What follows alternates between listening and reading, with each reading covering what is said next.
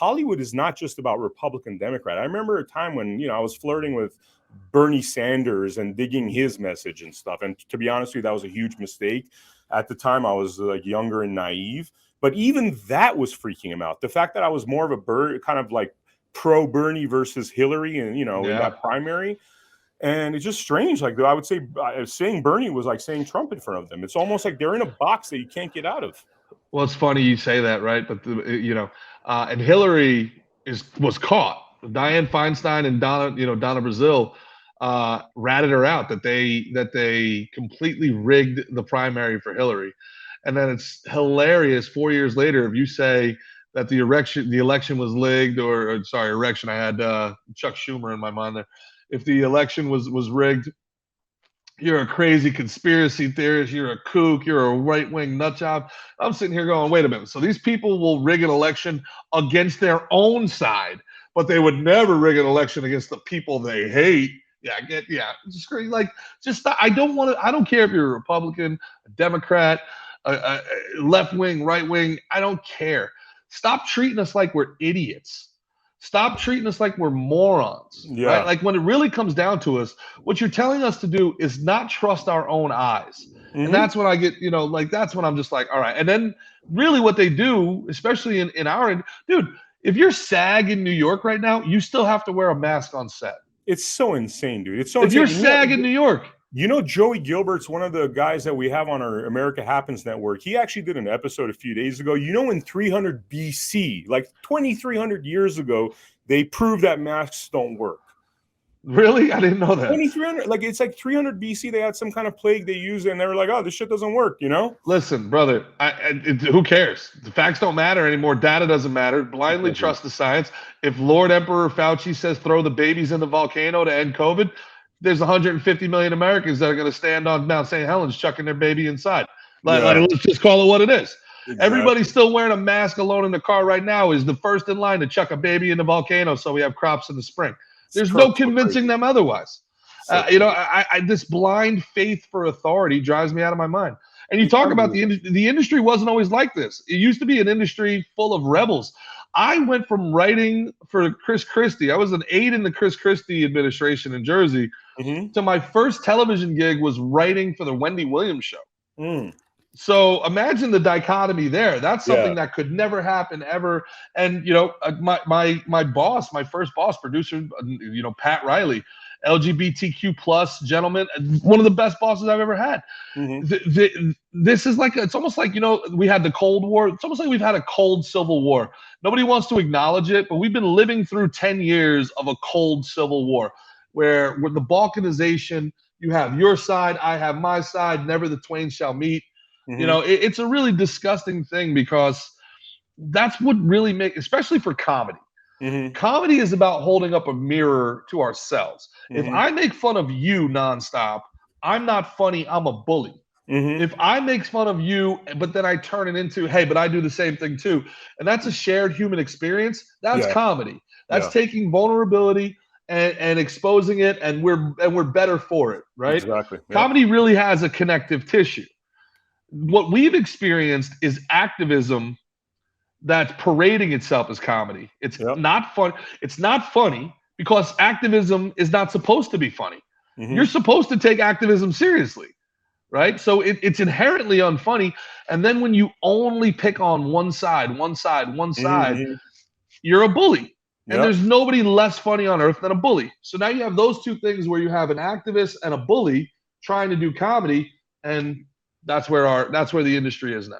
I mean, historically speaking, whenever we have these terrible periods of art always dictates the power of a society, how well they're doing, how evolved they are. And this age is like dark ages of art. I don't think there's anything unless other than people like you that are actually doing, still groundbreaking, interesting material. It's just definitely not happening on mainstream. It's in the dark ages. Well, that's an interesting perspective. I wonder, do you think art is, downstream of culture? Because I think what is being presented as art isn't necessarily art. It's propaganda posing as art, right? It's But there's a Joseph lot of Goebbels 101. Sorry to interrupt you, but that's what it is. It's like basically just another version of, the Ministry of Truth under Joseph Goebbels, totally, yeah, yeah, and sadly enough, but you know who I get mad at about this? And Republicans get pissed at me, and libertarians they really get pissed at me. Compete. These actors don't want to be commies. These actors don't want to be kowtowing to. You think John Cena woke up one day and was like, "Wow, I really better get the Chinese CCP on my side"? Like, yeah, compete. Where's the American dollar? Where's the investment in the art? Right? And I'm a dyed-in-the-wool capitalist. I'm a free market guy. But one thing capitalism really doesn't do a great job of is art, right? Because we talk about that show tonight. Thank God for our angel investors. We're losing money doing that. Yeah. Right. And people, tragic, I remember by the way, tragic, because you guys, and I'm serious about this, viewers out there, that shit is like 1,000 times funnier than Saturday Night Live. Turn on Saturday Night Live, watch this show, because you guys are actually doing interesting shit. It's actually funny. I appreciate that. We try, and we want to speak for the people who are voiceless. We don't just want to. We don't have any Pfizer money, so we're going after. We have nothing that we can't go after. There's a weird thing. There's an interesting thing where everybody has access to all of this everything online. Like you look at a guy like you talked about. You guys are on Rumble. Look at a guy like Russell Brand. Look at the career Russell Brand has had. Look at the career he's put together. Yeah. And now he finds himself on Rumble, having to make guest appearances on Bill Maher because he just had the audacity to question the narrative. Yeah. Did they shut down his account yet on YouTube? I know they were giving him strikes at one point. They did, I believe. They shut down did. his like 6-7 million account. Yes. Oh damn, dude, that is just insane, man. So think about that. But then they want to call somebody else a book burner. That's book burning. That's censorship. That's censorship. Dude, it's straight out of like, this is the thing that I tell people. I've actually read Mein Kampf, I've read like the book by what's his face, the Chinese current president and stuff. Xi Jinping. Dude, we're literally like, Mein Kampf is the blueprint to everything our government is doing. And then they tell us, oh, Nazis bad, this, that. Well, why are you following fucking Hitler's prototype? Yeah, and beyond that, they have no problem with left-wing genocide. It's very strange, right? Like, Nazis are bad. Everybody agrees. But then you try to present the communists as being equally bad, if not worse, and you get all of this cognitive dissonance. No, well, you listen, you got to break a couple eggs to make an omelet. Really. So it's weird. The left wing in America is really okay with genocide. They're perfectly okay with it 100%. As long as it's not racially motivated genocide. It's like, oh, those kulaks, they had a chance to get on board. The Cultural Revolution, well, it brought China into the 21st century. Yeah, 100 million people died, man. 100 million people died. Yeah. And that whole, like, this whole cancel culture thing, on one level, it's bullshit. You can only get canceled if you're like, if you allow yourself to be. Yeah, if you give a shit. Yeah, exactly. Yeah. But the other side of it is how many of my own friends, were just okay with me getting demonetized and okay with me getting, deplatformed for things that I've been proven right.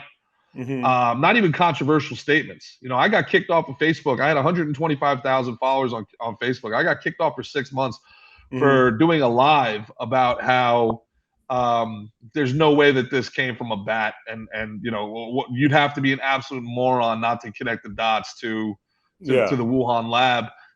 This is 2 years ago. They kicked me off for 6 months, demonetized me, and my friends were telling me, and I can't sell tickets, I can't promote my shows, and my friends are telling me, well, you shouldn't have said that. Okay. Like, so I just, like, what, you shouldn't have said that. Like, you're kowtowing to fucking communism, basically. Yeah, that's the part of it that's been really disappointing, I think. Is how many people, and maybe you feel differently, I don't know, but like, I would have never thought you'd be able to shut New York down for 3 years for any reason. And then when they did the whole racism is a virus too thing, where it's like, hey, we have to shut every business down, and if it saves just one life, but also let's march through the streets 200,000 strong. Yeah. shoulder to shoulder.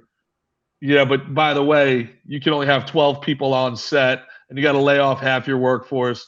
And it made no sense whatsoever. Hmm. And the fact that none of those people were held accountable is the saddest. It's probably going to be the saddest thing ever in my life. And in addition to people who were forced to take, put something in their body they may or may not have wanted, and those poor people that are having adverse effects, I feel terrible for them.